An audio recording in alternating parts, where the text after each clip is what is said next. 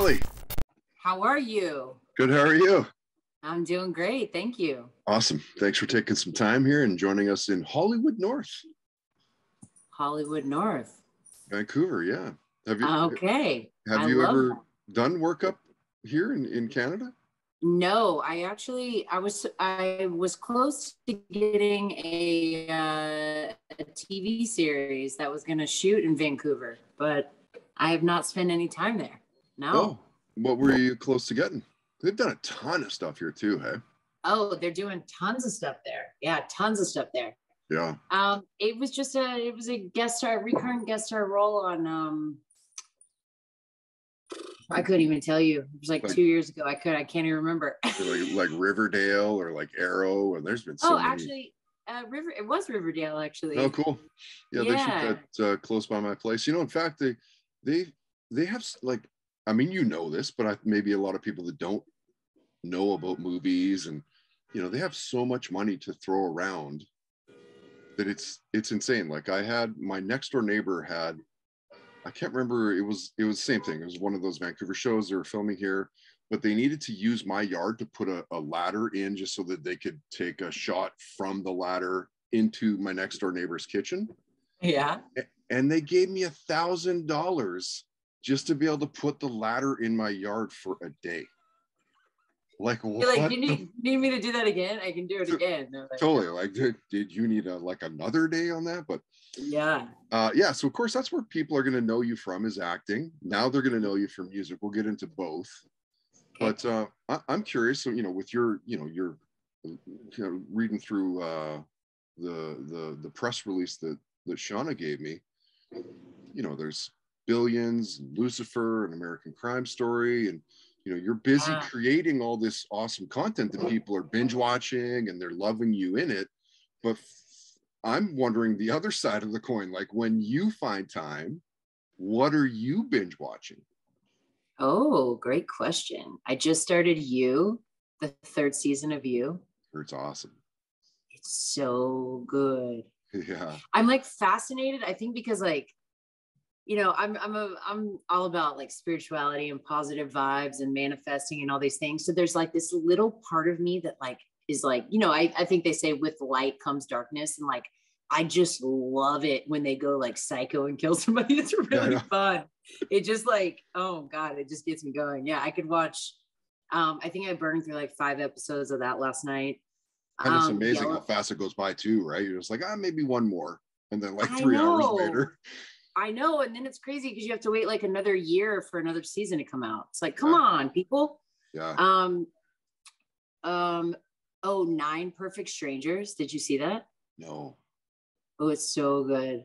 It's so good. It's with Nicole Kidman. It's a limited series. Okay. And it's about like psychedelic therapy. Oh, okay. And like all like 9 perfect strangers go to, I'm not going to give it away, but it's like these 9 random people show up and they go through this experience together, and it's really cool. Interesting. Did you get into the what's the big one right now? It's Squid Game. I have not gotten into that yet. That's fucking crazy. I know. I'm excited, but I also like nobody can say this post-COVID, and I don't even know why I'm saying this, but it's coming out of my mouth right now.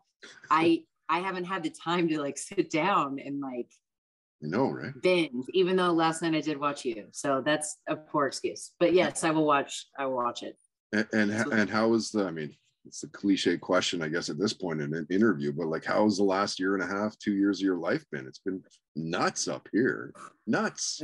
Yeah, it's been nuts, you know, but I gotta be honest, I wouldn't trade it for the world. I mean, I have to think, you know, talking about that dark and light thing, right? It's like we go through life so fast, and you get in such a routine that I think COVID really made all of us not only stop and slow down, but look at all the skeletons, all the nooks and crannies, all the dark, all the places that we've been hiding and limiting ourselves. And music was that for me. It was like, tucked away deep down in here, back behind this thing and this, you know, like little chamber of my heart, just in the depth of my soul, just hiding down in there. And, you know, I've always like dreamed of being on stage and singing, but I've just never, I guess it's always just been kind of like, I don't know, it's just a childhood afterthought, but somehow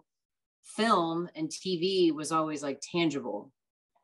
And the only thing I can break it down to is like, I think I just kind of always correlated singing to like the deepest part of my soul, like being seen, you know, like vulnerability, where totally. Like TV and film is like you're playing a role, you know, it's not really you. So, so to answer your question, I mean, I was single during COVID. I still am single again, if anyone's wondering. I had no dog. Yeah. I had no partner, no dog, no kids, nothing. Right. And so when this hit, it was like, at first I was kind of like, well, this shit's going to pass, you know, whatever. And then it got really serious. And I think it really forced me to look at all, I mean, to put it bluntly, all the places that I've been hiding, you know, and like not really showing up for myself in the best way possible. And that big wake-up call was singing for me. And I was like, you know what, on the other side of this, I am going to do everything I can to give myself the opportunity to be seen this way and share my voice with the world. Because really it's about the lyrics. I love, you know, just being a lyricist and writing. And I really think, you know, the most powerful way to send a message to the world is through music, you know? Well, totally. So the power of music. I mean, once you really start to get into it, and, you know, there's studies that have shown, you know, people with dementia, Alzheimer's, you know, they can't remember their kid's name or where they went to school, but yet they can sing all of Hound Dog from Elvis Presley. Yeah. Like there's something, it just hits different. Music hits different. It does. Because I think it touches the soul, you know, it gets in the soul, and I'm a big believer in that. So to answer your question too, it's also been wild. It's been crazy, just like everybody else. You know, it also is really awkward and weird when you're a working actor or you actually have momentum and then everything stops. It like, you know, I think it's hit all of our egos in different ways. And I had to check myself on that and get back into like the spirit of the matter, you know? Yeah. It's like, why are we creatives? Why are we artists? Why are we doing all this? Like, is it just to get another paycheck and another job? Or are we like, why am I doing this? What do I really want? You know? Yeah. And the answer now is like, I'm only going to be doing shit that really moves me, you know? And whether that's singing or partaking in a show or whatever, I want to have authority over it now versus just doing something. So yeah. And you're mentioning, you know, being a lyricist. Is that something that you've kind of always, you know, done? You've always written in some regard, or? Yeah. So again, I think it's like shifting. I've shifted my mind. I've been writing in journals since I was like 9 years old. Oh, yeah. And I've got stacks and stacks and stacks of journals. Shut up. Do you still have them? Hell yeah, I still have them. What, and dude? The very first song I ever wrote, it wasn't Mama Said, actually. That's just the first one I decided to put out, but I'm planning on putting it out. It was verbatim out of a journal from about 7 years ago. No, that's great. Yeah. So it's been pretty cool because, you know, it's all about perspective. Like, I think we all have this like level of genius in us. Genius meaning ability to tap into the creative. And I just had to shift my mind. I was like, oh yeah, I am a lyricist. I just didn't call myself that because we've been so conditioned in America to be like, oh, you have to go get a degree and you have qualifications and you got to meet those standards then to become something. And it's like, I think I learned through COVID, like, fuck that. Like, we can be whatever we want to be, and there's no limits to anything, you know? So I had to do a lot of reprogramming in my brain to get to where I'm at right now. Interesting. So what's the music then in, and by the way, why the name change? Why not? Yeah, like, everyone keeps asking that. You know, I kind of did it just to like. For that? I just, so Monroe's my middle name. And yeah. And there's ties to my grandmother on her side through Monroe, and it's with a W, not an E, which I always thought was super cool. Yeah. And like, I think when I was like 17, I wanted to change my name to Monroe, just Monrow, and just like as a single name, and I never did. And so I think through the process, I was like, you know what, I'm just gonna like, I'm going to, it, you know, it is kind of this stepping into me and this space that's not TV and film. So like, I want my name to be Kelly Monroe, which kind of stuck. That's great. And so the question I was going to go before I might sidetrack there. Yeah. What's the music in your house then as a kid growing up? Like, what are your parents playing? Yeah. So my dad had actually a really big influence on us musically. My brother's an incredible musician.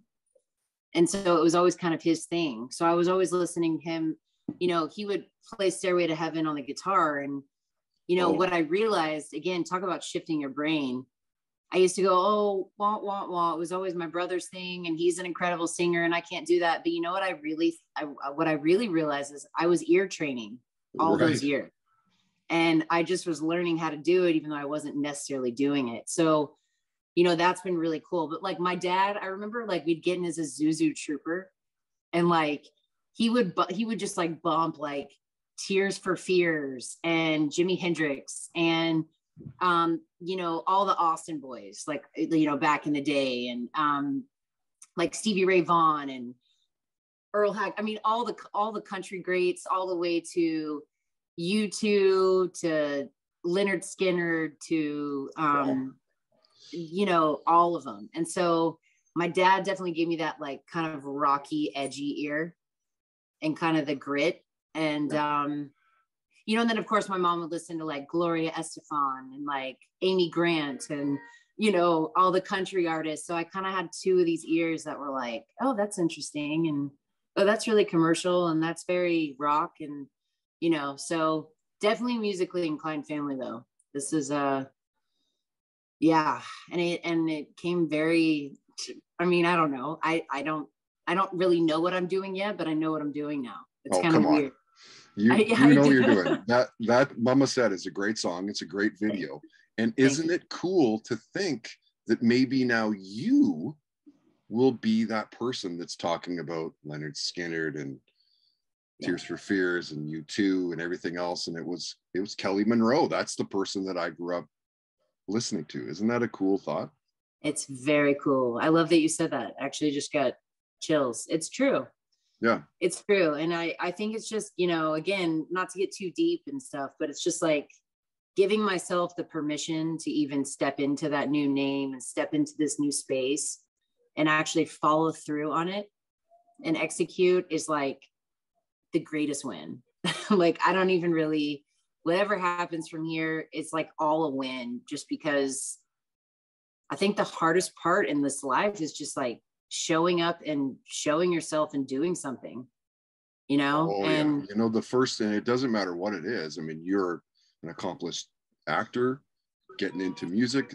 Literally, it doesn't matter what it is, cooking or like you're working on cars or whatever it is. That first step is the toughest. That's the hardest thing, is actually just doing it. Yeah, I mean, I would tell anyone just from learning through this experience, it's like, if you want to radically shift your life, it's like taking that first just step into whatever the next thing is everything. I think it can change the whole trajectory of your life. Yeah. And so were you a drama nerd? Like, why did you get, why the path for acting? Like, what was that? So I started out in commercial print. So I was like modeling at the age of 14. Okay. I got discovered by a woman named Nancy Campbell. So I like did a lot of just every kind of ad that you could, you know, JCPenney and Dillard's and Falsa watches and this and that. Like I did all of that like 14 or 15. And the reason is because I told my mom, I don't really want to work at like a restaurant one day or like work at a clothing store. I want to make really good money, but I've always had a very entrepreneurial mind. And I was flipping through a 17 magazine when I was like 14 years old. And I looked up at my mom and I said, I'm going to be in this magazine in 1 year. And of course, you know, if you can't tell based off the song that I wrote about my mom, she's always been like my biggest fan. And she's like, I'm sure you will, sweetheart. And cut to 3 months later, I'm sitting in Nancy Campbell's office. She signed me and I was in 17 magazine 1 year later. That's awesome. Yeah, it was like 10 months later. But anyway, got into commercial print and print modeling. I ended up doing a commercial for Walmart when I was like 16 or 17. And the DP on the project was like, hey, you know, to my mom, because my mom used to show up to everything I've ever done. She's really cool that way. Yeah. And he said, you know, your daughter really, like, the camera really loves her. My mom was like, oh, okay. And he's like, you know, you might want to consider getting her into acting. So I took a couple classes. I don't even think I took a class. I think I maybe took a class. I've never like taken acting classes, but I think at that time I went to like this is like kind of how you do it. And I remember I think I did one more commercial, and then from there I did an independent film, and then it kind of took off. So yeah. Just like that. Well, it wasn't just like that. I know. Okay. Like it wasn't. Yeah, Yeah. I mean, you know, I say, you know, overnight success takes 15 to 20 years. So exactly. And it's always like that. Yeah. It's always like that. So have you played concerts yet with the music side of things?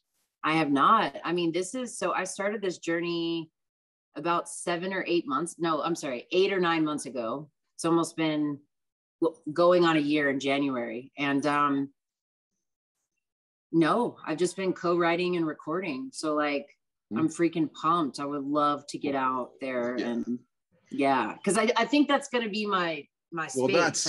That's it, right? I mean, you can make a really good album in the studio, but can you pull it off live? Like that's I know. You know what's crazy is I'm way more comfortable live than in the recording studio. It's like you can hear every echo of your voice, and it's all right here, and you're like, oh my God, this has to be perfect. It's going to be perfect. It's got to be perfect. You know, which you know is stupid anyway because it doesn't exist, but. Right. When you're live, it's like all vibes and you're just flowing with the audience. And like, I've been on stage my whole life. Get me out there doing that and I'll crush it. I know I will, but in a recording studio, I'm like, oh, I don't know what I'm doing. It's just way different. Yeah. Way different. Yeah. What was your first concert that you went to? Oh, like ever in life? Yeah. I went to an Amy Grant concert. Okay. Wow. And I used to love her. I mean, she was married to like Dan Hill or something like that. I think it was Vince Gill, wasn't it? Vince Gill. It was like one of those. Yeah, it was like one of those country guys, right? Yeah, it was a country guy, and you know, of course, I'm from Texas, so like I grew up on country music. That's like all I used to listen to. Right. So you know, that's not true. We loved hip hop growing up, and like we dabbled in a bunch of stuff. I mean, it was always, but country, I think, is definitely the roots. You know, you'd go to a bar and get a beer, and you know, there's country bands all over the place. Yeah. So let me hit you with this one. This is really gonna set it up for us to really know who you are music wise. Okay. So you're stranded on a deserted island. It's another cliche question, but it really shows a lot. So what 3 albums do you need on that island? Ooh, God, great question.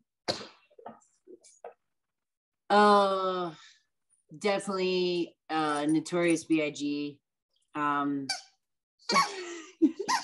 Juicy is one of my favorite songs of all time. Okay. So sorry, I'm throwing a ball to my dog. What kind of dog you got? Oh, he's a golden doodle. He's the coolest. Oh, yeah. Nice. He's still a puppy, so hasn't quite learned how to. And his name's COVID or Cash. I should have named him COVID. We got a golden retriever who's now just over a year old. So of course during COVID as well, we named him Sergeant Puppers. Sergeant Puppers. For Sergeant Peppers. That's amazing. Cash is That's good amazing. too. I just got a Red Hot Chili Peppers tank top it made me think of that because I thought about naming him Chili. I like that name. But I didn't. So, oh God. Okay, so Notorious B.I.G., which, like, let's reverse like 3 minutes and talking about how you're all country all the time. So that's all right. Well, yeah, because when we so it was interesting growing up because like grew up in a single parent home, like did all of that, and we didn't have a lot of money, you know. And we didn't have a lot of money, so sorry, is what it is. That's okay. And you know, my mom would work late. She was trying to get a real estate license, and so I think my brother and I just went through that like pissed off like teenage phase.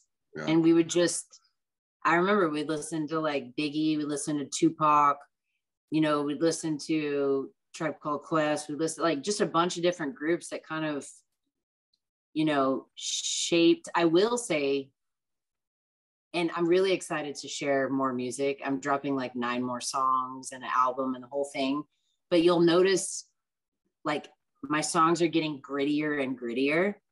And I think you kind of learn that like swag from those rappers and kind of the cadence of how they talk and speak. And, you know, I mean, lyrically, they flow and it's really fast. And so it's kind of inspired me to, you know, inflect that in my music, which is pretty cool.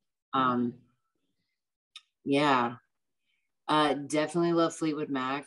Probably have a little. Which album though? Rumors, little CD. I know. Right? God, that's so hard. How do you get away from that album? It's probably, you know, it's up there. Yeah, it's got to be top 3 ever made. It's got to be. It's got to be. I mean, especially when you know the backstory. Like the album itself, you're like, yeah, it's a good album. But then, like, watch the making of Rumors. If you haven't seen that yet. No, I did see that. It's so crazy. Like, there's like crazy. Yeah, it's insane. Like in band relationships, everyone's kind of fighting. Everyone kind of wants to break up. Yet here they're making like the best music ever. It's insane. Ever. Yeah. Gosh, to balance those two out. It's almost like I'd want some like jazz or opera or like Italian, like an Italian singer or something to kind of like take me out of the feels. You can only have too much feels going on. It's like I thought you were going to go the other way and be like, you know, and then I'd want a Pantera Far Beyond Driven.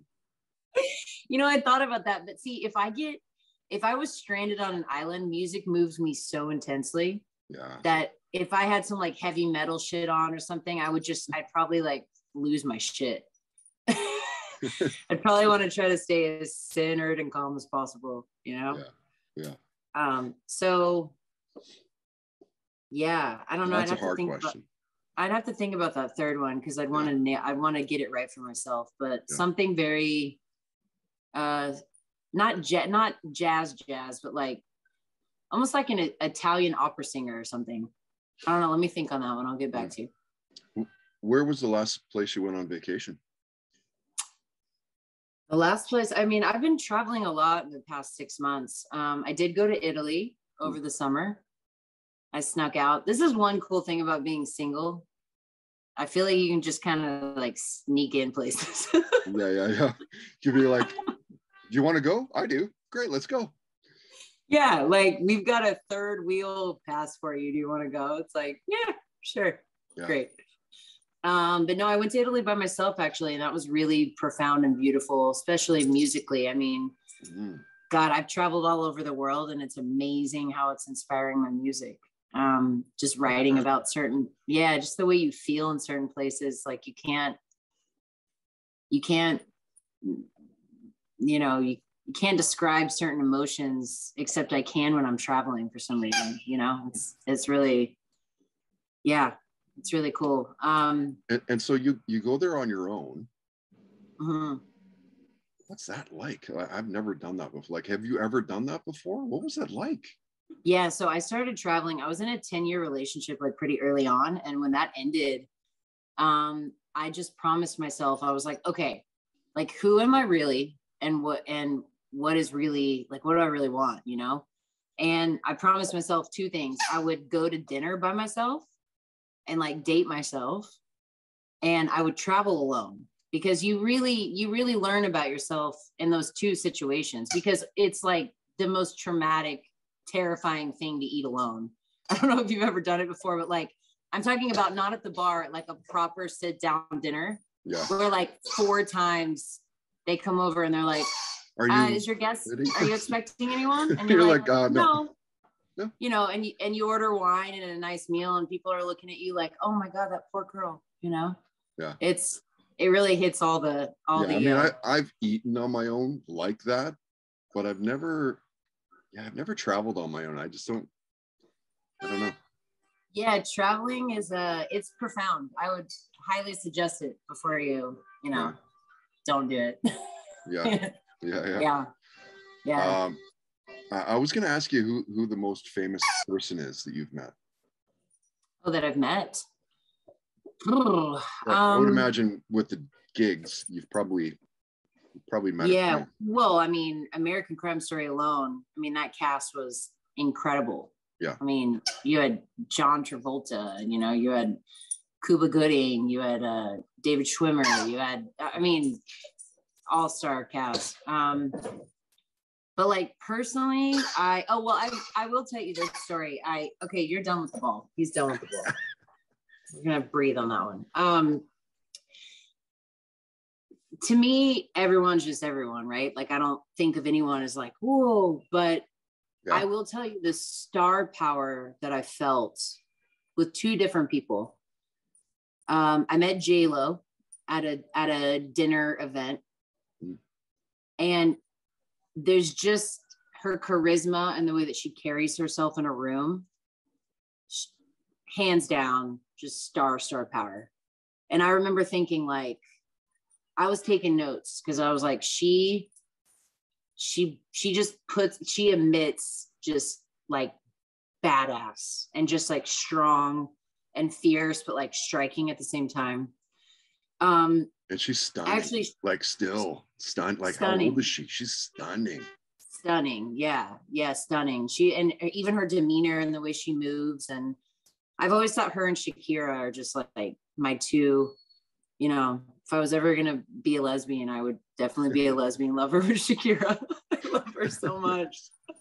And then I think, older, like I've met a lot of really cool people, but I think again, star power. I met Shirley MacLaine. Oh. And she's probably the coolest woman I've ever met. Mm. I mean, she just is soulful and gives 0 fucks. Oh yeah. And she just has done it her way. Like when I think of the song My Way by Frank Sinatra, it's like Shirley MacLaine. She just unapologetically. And I love the longevity of her career. To me, like the secret, like the thing that I want more than anything is just longevity, with film and TV and with singing. It's like, that's all you could hope for.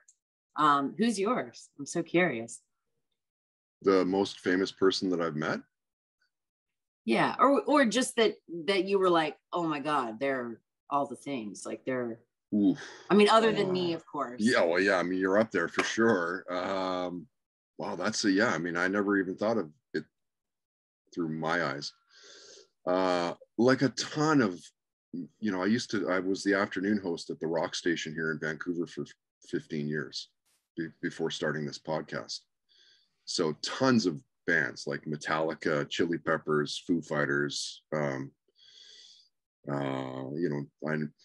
party with the guys in Nickelback and like, all that stuff. But like you though, I never really am starstruck. Like, yeah, I think the one for me that I was like, holy fuck, it's Kim Coates.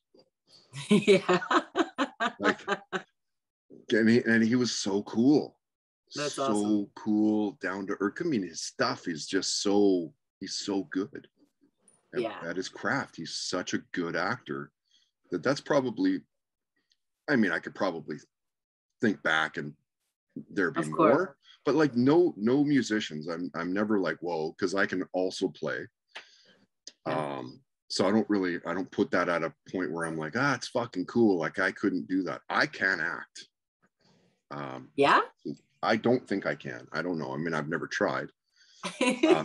But you know, so I guess I put acting, like an actor, at a different spot than I would a musician. Right. I don't know. And I'm sure someone would flip that if it were, you know. And same thing, like if I were to meet like Wayne Gretzky, I'd lose my fucking mind. Yeah. But yeah, like musicians, it's cool because I love music. But yeah, I don't know. That's a tough question. God damn it, I've never had somebody ask me. Yeah, notice it's the only one that I mirrored back to you too. I know, right? Because you're like, oh, really? You want some of that? Do you get into the? I want to ask. Who was the guy that was saying that the Marvel movies? Oh, Scorsese. Yeah. Remember he was saying like, oh, the Marvel movies and those superhero movies and stuff. It's not really theater. It's not really cinema. Do you get into those movies like the Iron Man and like Wonder Woman, X-Men, Batman, and all that? Did you get into any of those movies? Yeah, I did. I mean, I've always wanted to play a superhero. That'd be freaking epic. Awesome would that be? Oh my God. Epic. Yeah. Yeah. Yeah. That would be for sure up there. I mean, look, I think there's art in everything. I mean, do I think that it's a old classic film? Like it's going to turn into an old classic, Martin Scorsese film? Obviously not. No. But that's also like something he would never do. So it's just like saying like to Adele, like, why aren't you a rapper? Well, because it's just not my thing. Right. That's a good one. So I think what he's really saying is like, I just stay in my own lane because that's what I do really well. Right. Yeah, fair. Which superpower would you want to have? Ooh. I mean, this sounds so cheesy, but I'm just going to say it because it really is my answer. If I could like heal somebody, like physically heal somebody, like Jesus vibes, just like, or like make somebody not worry. I think because those are the two things that I, have a hard time with is like, not worrying so much. I've had to really work on that. So if I could alleviate that for somebody else, I think it would be like the coolest superpower ever. And it would be, your name would be Captain No Fucks. Exactly. I mean, that's kind of already my name, to be honest. I've transitioned into that, but wouldn't that be so cool though? It's like somebody has. That would be pretty. Like you've got cancer, and like it may just touch you real fast. You get no more cancer. That'd be pretty awesome. That would be pretty awesome. It would be pretty awesome. Yeah. All right. And like people would like, like self. Oh, go. Oh, go ahead. Sorry. No. I was just rambling on about the superhero thing. Now I'm really thinking about it. Yeah. Well, let me wrap it up here. I want to respect your time. I said I was be 15, 20 minutes. So. Oh, that's okay. I have you till 7:40. Oh, nice. Away. Okay. Yeah. Can you nail it down to one career highlight, or is that impossible? I'll tell you my career highlight. It's not going to be what you think it's going to be, but I remember I booked Big Mom's House Part 2, and I was like, oh, like this is going to be so cool. It's going to be great exposure. And Martin Lawrence, like I'd see him on set and we had our scenes together. And I was like, this is it. Like, this is it. I'm moving to LA. We filmed it in New Orleans. I was still in college. And I was like, I'm going for it. This is it. And this is a weird answer, but I'm just going to say it. So I walk the red carpet. I do this thing. I'm like, this is it. And I go into the premiere, and I'm in like the second row with all the rest of the cast. And I'm like, I like elbow my friend. I'm like, this is like the beginning part of where I'm going to be in. And I don't show up, and it skips right over. And I was like, oh my God. And then it happened like 7 more times. And then finally I'm in like 2 scenes in the movie, which is fine. It's great. It was a great start.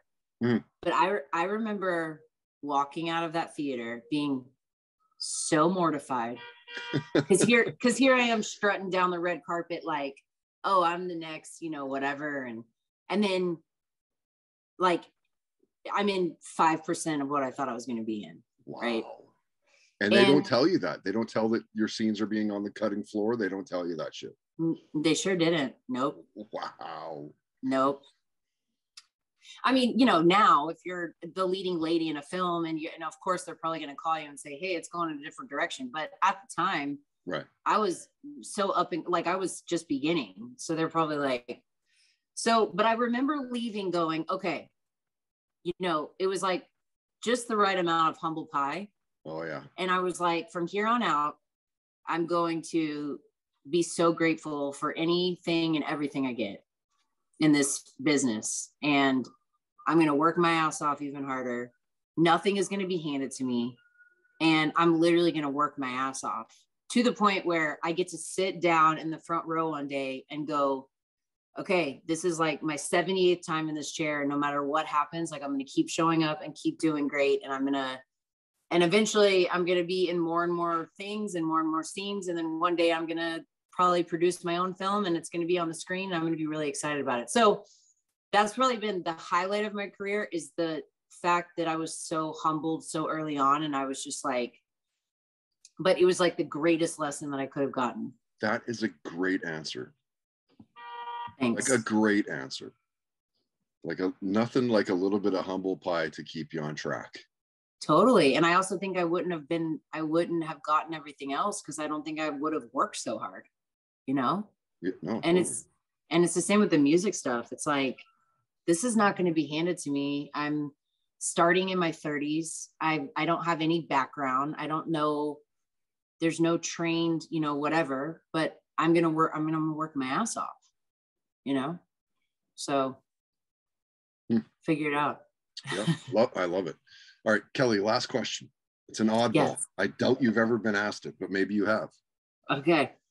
And it strikes me, I don't take this the wrong way, but this strikes me like you're going to have a story. So do you have a near-death story where, holy fuck, I could have died just now? Yes. I have like 4, I've like literally died like 4 times. Share one or a couple or all if you want. Okay. I'll share this one with you because it's like pretty heady and people will be like, whoa. I was 16 or 17, driving to school. It was 6 a.m. I had just gotten a Ford Explorer Sport. I was 16 and driving to school early to work on this project. It was raining out and it was still dark. So to get to my school, you go down this really windy road. And there's like kind of ditches on each side. It's kind of this windy uphill road. And just left my house. I was a little bit late and still dewy out. Sun hadn't come up quite yet. And I remember I fishtailed and I jerked the wheel back and I hit the telephone box on the street or pole. And I flipped my car 4 times. And I landed, flip, and I landed down in a ditch. And of course, it was so early that, there's not houses for probably half a mile each way. So it's just ditch and plains. And I just remember panicking and I was like breathing really hard and panicking.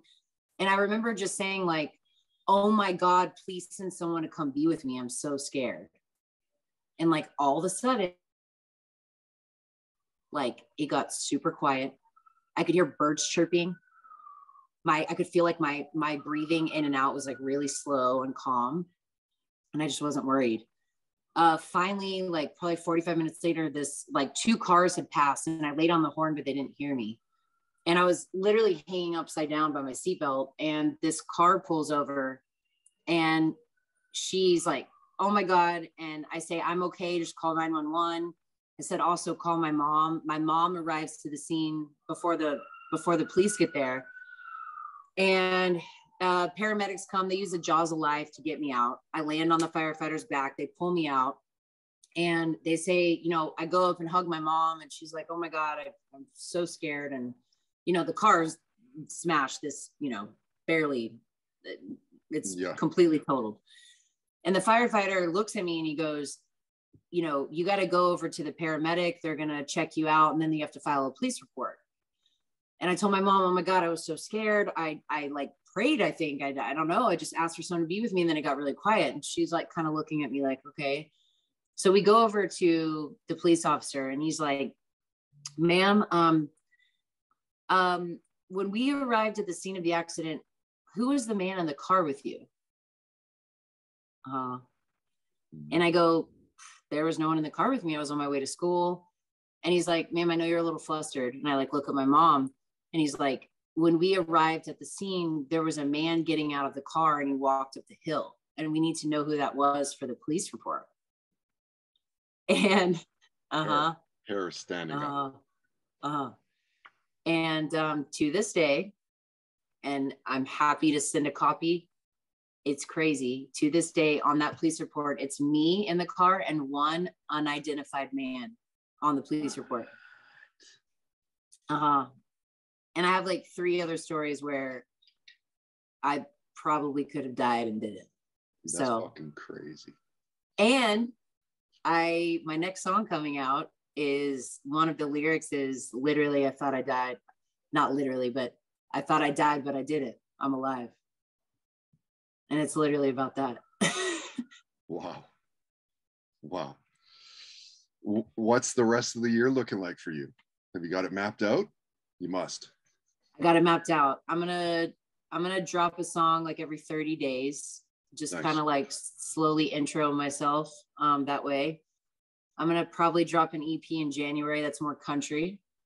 Songs that I kind of first did, but they're really strong and really good. Anyone that loves country music will really, I think, dig them. Yeah. I just left Nashville a week ago and finished 2 more songs. So I've got about like 10 songs in the pipeline. They're gonna be coming out. And you got that Biggie's cover album coming out as well, right? I got that Biggie cover. Yeah. He was so good, man. Oh, mad respect to Biggie. But yeah, I'm just in, obviously TV and film stuff is coming up. I've got a film coming out in January. That's going to be really dope. It's got me, Peter Green, Mickey Rourke, Vincent Young, Fred Rostar, really cool cast. Ice-T's in it. It's going to be legit. Cool. So yeah, that's in January. And I don't know, just kind of enjoy. I'm just going to keep creating and enjoying. I've really learned it's all about the process. I don't really even, all the other stuff doesn't, it's fun, but the process is like where it's at. So I'm just going to kind of stay in the pocket and keep creating. Nice. Yeah. Well, thank you again for taking some time hanging out here on the Toddcast in Hollywood North. Yes. Thank you for having me. You Pleasure. Where is the best place for people to stalk you online? Like, where are you most active? I would say Instagram. I'm trying to become, they're getting mad at me because I'm not as active as I should be. Yeah, but I noticed that your Twitter account is non-existent. It doesn't exist anymore. I hadn't reset my password in like 12 years on that thing. So I gotta. It's time. I know. I just, it's the whole social media. I know. Oh, if I could get rid of one thing about what I do, broadcasting, all that, like, fuck, I hate social media. I know, it's the worst. It's the worst. And it's like, it's the worst. It's just like, it's unnecessary, but it feels like you're pandering, you know? Yeah. Like, please listen to this podcast. Please come to my show that I'm doing. Like, fuck, it's too much. It's all, it's super cheesy. I don't like it at all, but it's part of part of the necessary evil, I guess. Yes, indeed it is. Yeah. So I would say on Instagram, and yeah, like I'm super engaging too. So like, you know, if anyone hits me up in my messages and stuff, I don't have some like dickwad running my social media. It's actually you. So if you get a reply, you're getting a reply. Yeah. Yeah, that's great. It's the way it's supposed to be. It should be like that. Yeah, no doubt. Yeah. Okay, cool. Well, thanks again. And I guess we'll see you online. Yeah, I would love to. We'll stay in touch for sure.